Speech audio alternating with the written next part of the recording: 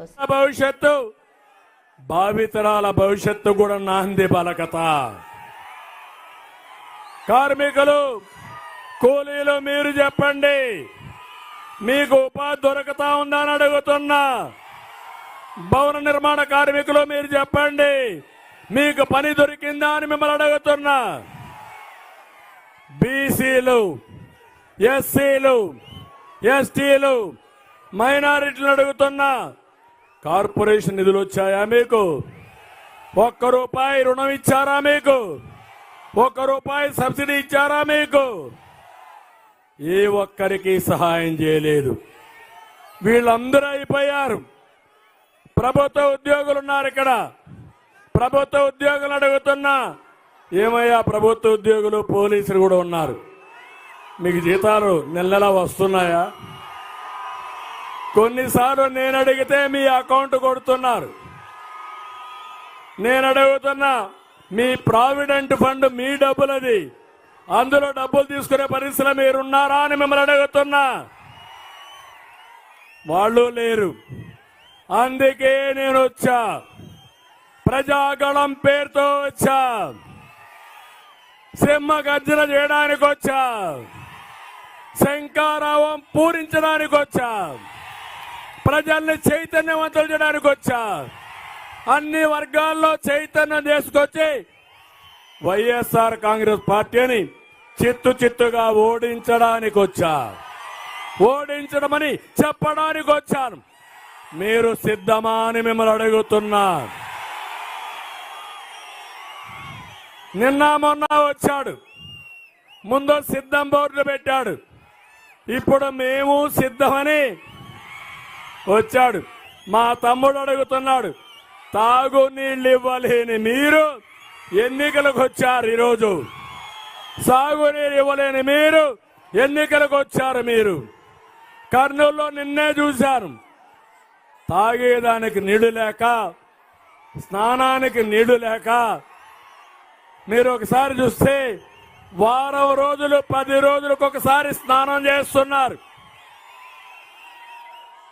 ముఖ్యమంత్రిని అడుగుతున్నా, ఈరోజు నువ్వు కడుక్కోవడానికి కూడా నీళ్లు లేవు ఈ రాయలసీమలో. అవునా కాదా? నీళ్లున్నాయా రాయలసీమలో?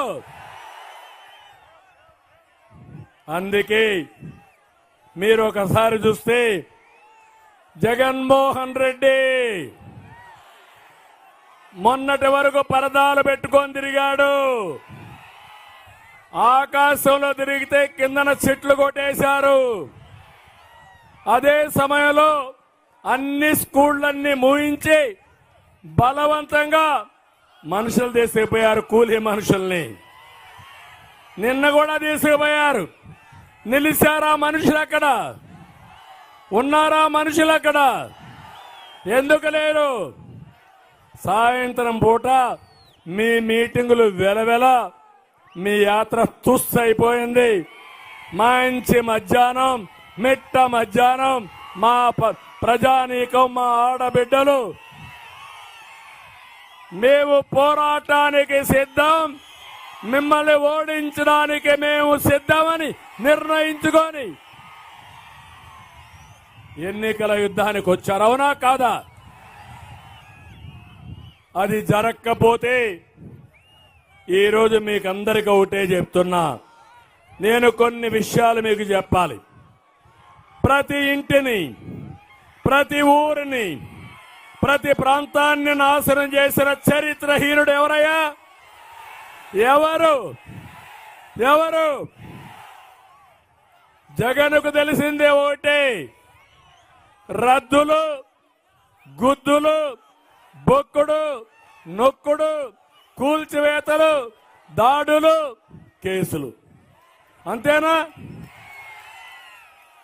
ఎన్నికల ముందేం చెప్పావు? ఇంటింటికి వచ్చావు, తల మీద చేయి పెట్టావు, బుగ్గలు నిమిరావు, ముద్దులు పెట్టావు, ఒక్క ఛాన్స్ అన్నావు, తండ్రి లేని బిడ్డ అన్నావు, చిన్నాన్న చంపేశావు.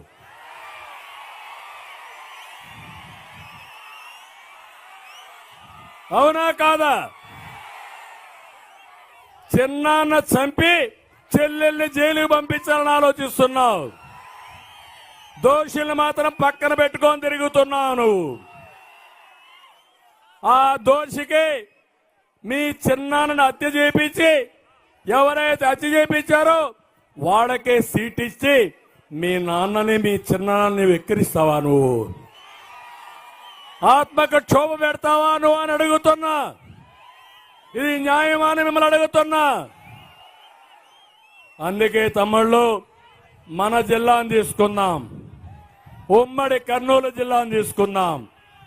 ఈరోజు ఉమ్మడి కర్నూలు జిల్లా చూస్తే అతనేం చేశాడో నేనేం చేశానో ఒక్కసారి మీరు ఆలోచించుకోండి.